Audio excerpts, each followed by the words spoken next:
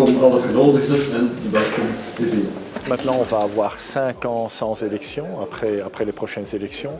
Et donc, la priorité, ce sera de voir qu'est-ce qu'on veut avoir comme stratégie industrielle et économique en Belgique. Quels sont les secteurs, quelles sont les activités dont on pense qu'on va avoir un avantage comparatif, qu'elles auront un avenir. Et ce diagnostic, évidemment, doit être fait au niveau des régions et au niveau fédéral.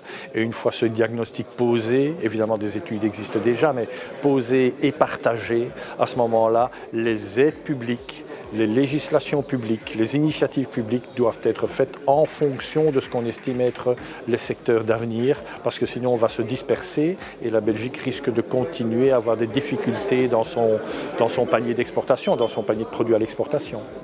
Wel, ik denk dat er verschillende punten zijn waar we samen kunnen werken. Dat is een verlaging van de lasten op arbeid, dat is belangrijk voor de bedrijven, maar ook om op die manier jobs te kunnen creëren, dus voor iedereen. Ik denk dat wij ook absoluut voorstander zijn van een vereenvoudiging van de regels. Dat is ook belangrijk voor bedrijven. Ik denk dat we ook rond mobiliteit en het oplossen van de files en de manier om dat te doen, dat we daar veel overeenkomsten hebben. Daarnaast vind ik, zijn er duidelijk ook nog verschillen. We zullen elkaar nog bediscussiëren over bijvoorbeeld energie.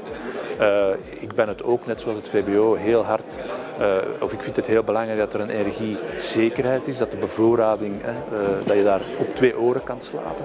Ook dat het betaalbaar blijft, maar ik denk dat die duurzaamheid van energie en dus het opwekken van duurzame energie en het verlaten van fossiele energie, dat toch wel een heel belangrijk punt is dat wij ook nog mee in de verkiezingsstrijd zullen gooien.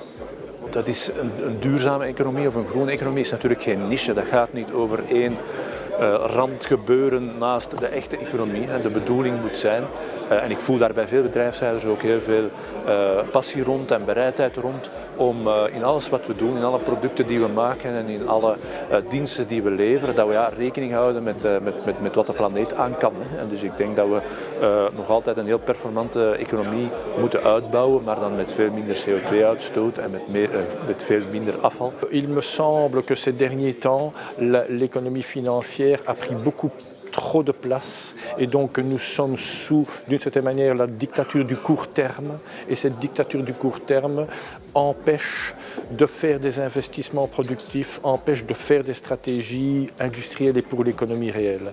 Et une grosse priorité, c'est que cette économie financière soit remise dans sa boîte, soit remise au service de l'économie réelle et pas maître de l'économie réelle.